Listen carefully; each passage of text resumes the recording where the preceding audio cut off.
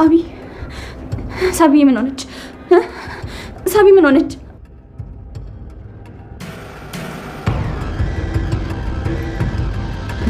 ርብቃ በዚህ መልኩ ስለማናገርሽ በጣም ይቅርታ። ግን ደግሞ የግድ ማናገር አለብኝ። አብራ ምንድነው የሆንከው? ርብቃ ፍቅረኛሽን ለመጨረሻ ጊዜ ያገኘሽው መቼ? ፍቅረኛሽን? ገብቶሻል ርብቃ?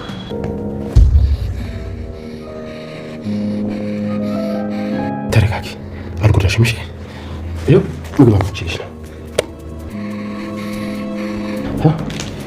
ቸኮሌትም አምጥቼልሻለሁ። መቼስ ቸኮሌት ትወጃለሽ አይደል? እንዳትጠጋኝ፣ እኔ ወደ ቤት የሚሄድ ብቻ ነው የምፈልገው። ገንዘብን አዘጋጅቼልሃለሁ። ልጄን ምንም እንዳታደርጋት እባክህ። ለእሱ አይደለም የደወልኩት። ልጅህ ምግብ አልበላም ብላኝ አስቸገረች ነው እንድታናገራት ነው። ሄሎ አባቢ። ይሄ የኔ ልጅ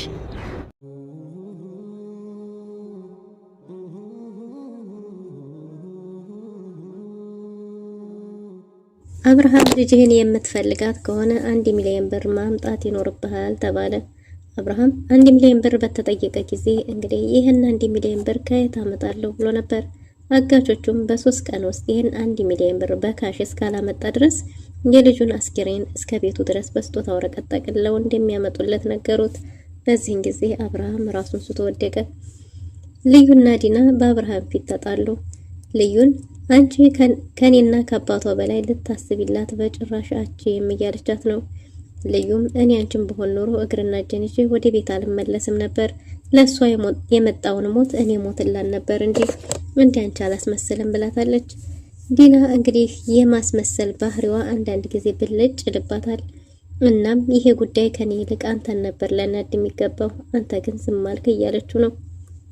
ሰላም ጤና ይስጥልን ድና የተወደዳችሁ እንደምን አላችሁ? በያላችሁበት የዓለም ዳርቻ ሰላማችሁ በዝት ይበልን እያልን በአዲስ መተናል። በቅንነት ላይክ፣ ሸር፣ ሰብስክራይብ ማድረጋችሁን አትርሱ። በባለፈው ክፍል እንደተመለከትነው ሳቤላ ተከታታይ ድራማ እንግዲህ ሳቤላ ከታገተች ዋላ ደር ብላለች። እናም በስተመጨረሻ አጋሾቹ ማንነታቸው በግልጽ ባይታወቅም ሁላቸውም የየራሳቸውን ጥርጣሬ አስቀምጠዋል።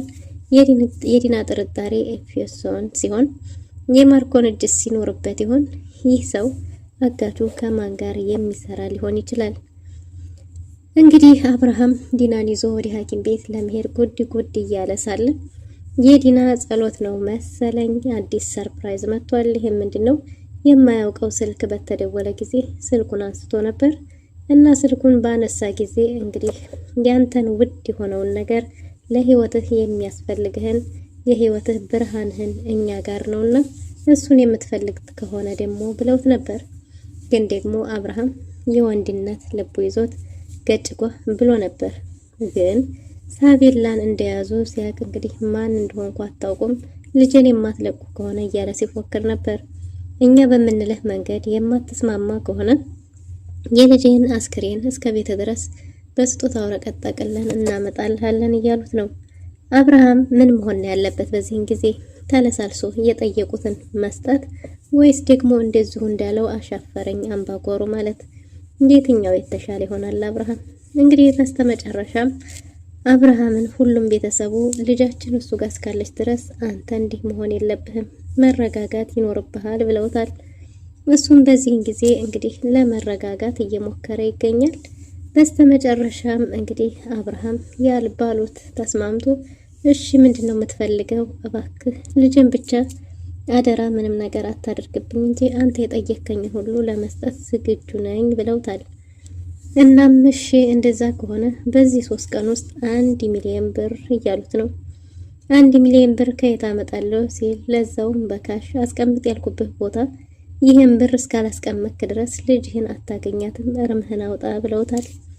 አብርሃም እባካችሁ የልጅህን ነገር እያለ ነው። ግን ደግሞ ብሩን የማታመጣ ከሆነ የልጅህን ነገር እርሳው ብለው ጆሮ ላይ ሳይዘጉት እንግዲህ እሱም ራሱን ስቶ ወድቋል። ልጄን ሬሳዋን ከምቀበል ብሎ አብርሃም ያለሷ እኔ ምንም ህይወት የለኝም፣ እሷ እስትንፋሴ ናት፣ ያለሷ መኖርም ሆነ መተንፈስም አልችልም እያለ ነው። ግን ደግሞ አጋቹም እንደምንም ምራቁን ወጥ አድርጎ ችሎታል ማለት ነው። እናም በዚህን ጊዜ አብርሃምን ለማንቃት ሁላቸውም ተረባርበዋል። ሶስቱም ሴቶች በአንድነት ይጮሃሉ። አብርሃምም ሲነቃ ልጅን ከማለት ውጪ ሌላ ምንም አይነት ምላሽ አልነበረውም። እንግዲህ ከብዙ ሰዓታት ራስን የመሳት በኋላ አብርሃም ተረጋግቶ ምንም ይሁን ምንም ያለንን ሀብት ንብረት በሙሉ ሽጠን ይህን 1 ሚሊዮን ብር እንከፍላለን ወደሚለው ስምምነት ደርሰዋል። አብርሃምን ለምንም ሁላቸውም ለማረጋጋት እየሞከሩ ነው። አብርሃም ጭንቀት ሲበዛበት ከበፊቱም እንዲህ ያደርገዋል። እናም እንግዲህ የሳቤላ ጉዳይ ቤተሰቡን በሙሉ አስጨንቋቸው ሳቤላ ሳትሞት ገና ሀዘን ተቀምጠዋል። ሁሉም ቤተሰብ ተረብሿል። ልዩ በዚህን ጊዜ ምን እየሆንሽ ሆን? በዚህን ጊዜ ጨንቆሻል፣ ፈርተሻል፣ ምን እያረጉሽ ሆን? በላሽ ወይ ጠጣሽ ወይ እያለች እየተብሰለሰለች ትገኛለች። አብርሃምም እንደዛው። እንግዲህ ሳቤላም አጋቿን እባክህ ልጅ የለህም ወይ? ልጅ ካለ አባቴን አታስጨንቅብኝ፣ አባቴ ሲጨናነቅ ይታመምብኛል። አንተ አባት የለህም ወይ? እኔን ስላገትክ ምን ትጠቀማለህ? እያለችው ነው። እሱም ደግሞ ዝምታ መርጧል። ምክንያቱም ልጁ አባዬ ወዴት እየሄድክ ነው? የሰው ሁሉ አባት ማታ ማታ ወደ ቤት ሲገባ አንተ ከቤት የምትወጣው ስራህ ምን ቢሆን ነው? እያለችው ነው። እሱም የቤት ኪራይ መክፈል ስላለበትና እሷን ለማስተማር ግዴታ ይህን ስራ መስራት እንዳለበት ነግሯት ቢወጣም የልጁ ቃላት አእምሮ ውስጥ እየተመላለሰ ሰላም ነስቶታል። የሳቤላን አይን ለማየትም እንደ ሾክ ፈርቷል። ሳቤላን ሲያት ፊት ለፊቱ የምትመጣው ልጁ ናትና እንግዲህ አጋሹም እንዳይለቃት ያማረግ አይችልም። ምክንያቱም ስራው ወንጀል ስለሆነ በዚህ አልጸድቅም ብሎ ወስኗል።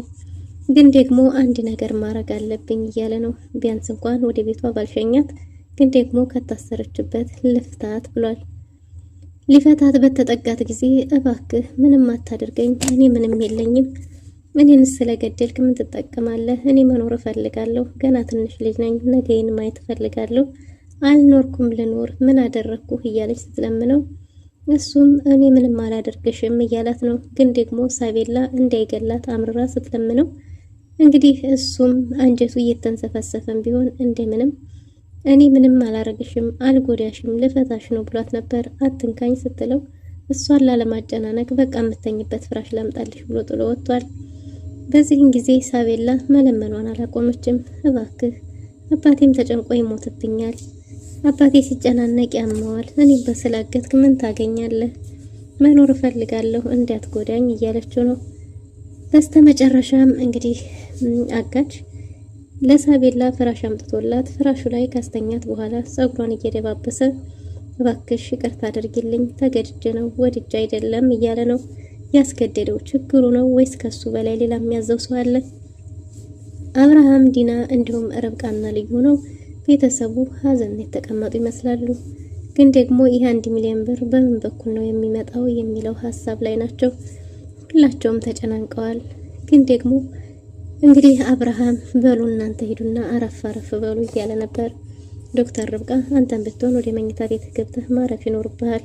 ሳቤላን ለማዳን ለሳቤላ ሁላችንም እናስፈልጋለንና ኢነርጂ እንዲኖረን ደግሞ እረፍት ማድረግ አለብን ብለዋለች። የኔ ነገር አያሳስባችሁ እናንተ ሄዱና እረፍት አድርጉ ብሎ ነበር አብርሃም። እናም እንግዲህ ዶክተር ርብቃ እሺ ብላ፣ ልዩ ግን በጭራሽ እርግቤ በሌለችበት ቤት እኔ ልተኛ አልችልም ብላለች። በዚህን ጊዜ አብርሃም እረፍት አድርጊ፣ ልጃችንን ነፃ ለማውጣት ሲባል የምናድንበትን መንገድ ለመፈለግ እረፍት አድርገን ማሰብ ይኖርብናል ብሏታል። እሷ ግን በጭራሽ አሻፈረኝ ብላለች። እንግዲህ በስተመጨረሻም ልዩ እሷ በዚህ ሰዓት እዛ ምን እያሳለፈች እንደሆነ አላውቅም። ምናልባትም ተጨንቃለች፣ ምናልባትም ተረብሻለች። እሷ እንደዛ እየሆነች እዛ እኔ እንዴት አድርጌ ተኛለሁ? በጭራሽ መተኛት አልችልም ብላለች። እንግዲህ ይሄ ነበር ዲናን ያስቆጣው። ምን በልታ ይሆን? ምን ጠጥታ ይሆን? ተርባ ይሆን? ተጨንቃ ይሆን? ፈርታለች ስትል አንቺ ከማን የበለጠ አዛኝ ነሽና ነው? አንቺ ምን ቤት ነሽ? ምን ታሽቃብጫለሽ? ስለዚህ ሂጂ ብሎሻል፣ ሂጂ። አንቺ ከአባትና ከእናቷ የተለየ ልታስቢላት ልትጨነቂላት አቺም ብላታለች።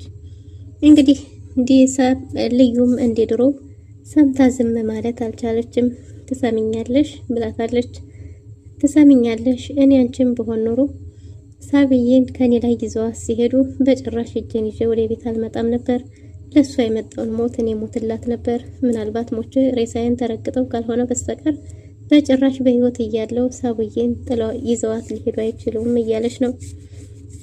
እናም እንግዲህ ለአንቺ የእንጀራ ልጅሽ እንጂ ቢያንስ እንደኔ ያደራና ያመና ልጅሽ አይደለችም ብላታለች።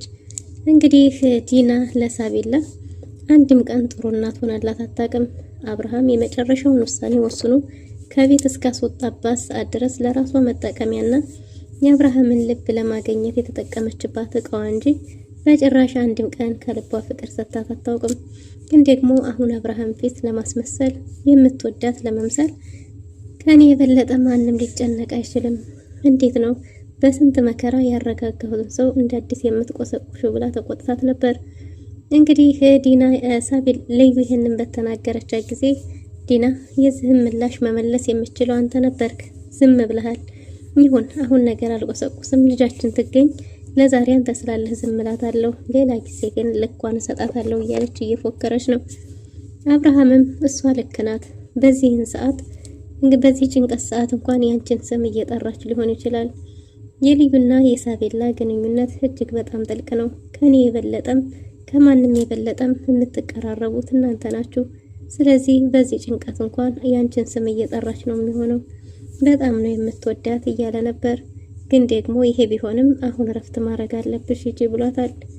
ግን ደግሞ አብርሃም ይህን ጉዴን እናቷ ካወቀችም ይቅር አትለኝም እያለ ነው። እናቷን ታዝንብኛለች፣ እኔስ ብሌኔን አጥቼ የምን እንቅልፍ አለኝ ብሎ እንደ አዲስ ማንባት ጀምሯል። ዲና እንደምንም ለማረጋጋት እየሞከረች ነው። ግን ደግሞ እንዴት አይነት ጥላት ተገኘልኝ? ከየት የመጣ ጥላት ነው እንዲህ የሚከታተለኝ? የሚል ሀሳብ ውስጥ ገብቷል። በሌላ በኩል እንግዲህ ማርዳ ሀገር ሰላም ብላ በተኛችበት ልጇ ፊት ለፊቷ ደቅ ብላ እማዬ ብላታለች። ማርዳም የእውነት ልጇ የመጣችላት መስሏት እጇን ዘርግታ መጣሽልኝ የኔ እርግብ ነይ ቀፊኝ እያለቻት ነበር። ሳቤላ ግን በርቀት ቁማ እማዬ እኔ ጥሩ ሁኔታ ላይ አይደለሁም፣ ደህና አይደለሁም፣ እኔ ምንም ደህና አይደለሁም፣ እባክሽ አድኝኝ እያለች እየተማጸነቻት ነው። የልጇ ያድኝኝ ተማጽኖ እንግዲህ የማርዳን አስደንግጧት ከእንቅልፏ ባና ተነስታለች። በዚህን ጊዜ ማርዳ ልጄ ደህና አይደለችም እያለች ነው። ሳቤላም እናቴ ደህና አይደለሁም፣ ምንም ደህና አይደለሁም፣ እባክሽ አድኝኝ፣ ፈርቻለሁ፣ እባክሽ አድኝኝ እያለች እየለመነቻት ነበር። እጇን ዘርግታም ልትይዛት አልቻለችም። ማርዳ ተነስታ ማልቀስ ጀምራለች። ልጄ ምን ገጥሟት ነው? ልጄማ ምንም ደህና አይደለችም፣ ምንድነው የደበቁኝ? ልዩ የሆነ የደበቀች ነገር አለ እያለች እየተብሰለሰለች ነው። አብርሃምም እንግዲህ አባዬ ያገተኝ ሰው ያስፈራል፣ አድነኝ ያለችው ነገር ፊት ለፊቱ እየመጣ ሰላም ነስቶታል። ብቻ ልጄ ደህና ትሆንልኝ እያለ ነው። ዲናም እርግጠኛ ሆና ለገንዘባቸው ሲሉ ልጃችንን ምንም ሊያረጓት አይችሉም፣ ይጠብቋታል ብላለች። በስተመጨረሻም እንግዲህ ልዩና ዶክተር ርብቃ እረፍት ለማድረግ ወደ የክፍላቸው ሄደዋል። ግን ደግሞ ዶክተር ርብቃ የልዩ ሁኔታ ስላላስደሰታት ልዩ በጣም ስላዘነች በዚህ ሁኔታሽ በጭራሽ ብቻሽን መሆንሽ ልክ አይደለም፣ ስለዚህ እኔና አንቺ አንድ ክፍል ነው የምናድረው ብላ ወደ ክፍሏ ይዛት ሄዳለች። ልዩ ምንም ችግር የለውም ክፍል ሄጄ መተኛ ትችላለሁ ብትላትም ግን ደግሞ ዶክተር ርብቃ በጭራሽ እንደዛ መሆን የለበትም ብላ ወደ ራሷ ክፍል ይዛት ሄዳለች። አብርሃም እና ዲና ቁጭ ብለው በሀሳብ እየተብሰለሰሉ ነው። አብርሃም የልጁ ነገር እጅግ በጣም አሳስቦታል። ዲናም የሱን ትኩረት ለመሳብ የተቻላትን ሁሉ እያረገች ነው። ምን ጥላት ነው የተገኘልኝ እያለች ነው። እንግዲህ አብርሃም ጥላቶቹን መፈለግ ጀምሯል። ለማን ክፉኝ፣ ማንስ ላይ ደርሼ፣ ለዛውም በርግቤ፣ ለዛውም በዚህ በለጋና በጨቅላ ልጄ የመጣው ምን አጥፍቼ ነው? ጥፋት ምንድን ነው? በአይኔ ላይ የመጡት አይኔን ለማጥፋት ምን ብበድል ነው እያለ እንግዲህ ያለ ጥላት ይኖረኛል ብሎ የሚያስበውን ሁሉ መፈለግ ጀምሯል። ግን ደግሞ አንድም ጥላት የለውም። እኔ እኮ ከሌ ነው የምለው ሰው አጣው፣ ማን ይሄን ነው የሚያረገኝ? ማን ነው የደፈረኝ እያለ ነው። ዲና ግን እኔ ጥርጣሬ ያለኝ ብላለች። እስቲ ማንን ጠረጠርሽ ብሎ አብርሃም ጆሮ ሰጥቶ ማዳመጥ እየሞከረ ነው። ግን ደግሞ ዲና ያለችው ነገር በጣም ከባድ ነው። እንግዲህ ዲና የራሷን የግል ጸቧን ወደ አብርሃም ጋር እንዲያያዝ ዶክተር ርብቃን ለማጉዳት የተቻላትን እየሞከረች ነው። ምክንያቱም ዶክተር ርብቃን ከዛ ቤት ለማስወጣት ዶክተር ርብቃ በአብርሃም ልብ ውስጥ ያላትን እምነት እንድታጣ ለማድረግ ነገሮችን ሁሉ እያወሳሰበች ትገኛለች። እናም አብርሃም ጥርጣሬሽም ቢሆን ንገሪኝ ይጠቅመኛል ብሏት ነበር። እሷም እንግዲህ ጥርጣሬ ያለችው ይህ ዶክተር ርብቃን ፍቅረኛ ኤፌሶንን እንደሆነ ተናግራለች። ኤፌሶን ባላት ጊዜ አዎ ኤፌሶን ራሱ እያለች ነው። እና እሱን እንዴት ግምቴ ነው፣ እሷ ልታቅም ላታቅም ትችላለች፣ ምናልባት እሱ ሊሆን ይችላል እያለች ነው። አብርሃምም እንዴት የሚል ነገር ጥያቄ ፈጥሮበታል። በስተመጨረሻም እንግዲህ ዶክተር ርብቃና ልዩ አብርሃም ዶክተር ርብቃን ጥያቄ አቅርቦላታል። ከፍቅረኛሽ ጋር ለመጀመሪያ ጊዜ የተገናኛችሁት መች ነበር የሚል ጥያቄ አንስቷል። ዶክተር ርብቃም በተጠየቀችው ጥያቄ ግራ ተጋብታለች። ምክንያቱም ኤፌሶን ጋር አሁን ላይ ያሉበት ሁኔታ ጥሩ አይደለም። በዛ ላይ ደግሞ ምን እየሰራ እንኳን እንደሆነ የምታውቀው ነገር የለም። ይህንን ለመመለስ ግራ የተጋባች ትመስላለች። አብርሃም እንግዲህ በዶክተሯና በኤፌሶን ላይ ትኩረቱን እንዲያደርግ ዲና የበቀል ወጥመዷን እየዘረጋች ትገኛለች። ግን ደግሞ ዶክተር ርብቃ ምንም የምታውቀው ነገር እንደሌለና ከተገናኙ ብዙ ጊዜ እንደሆናቸው ተናግራለች። አብርሃም ዶክተር ርብቃን ሊያምናት ይሆን ወይስ ምን ሊፈጠር ይችላል? ሳቢላንስ ማን ሊያስለቅቃት ይችላል የሚለውን በቀጣይ ክፍል ይዘን የምንመጣ ይሆናል። ለዛሬ የነበረን ቆይታ ይመስል ነበር። መልካም ጊዜ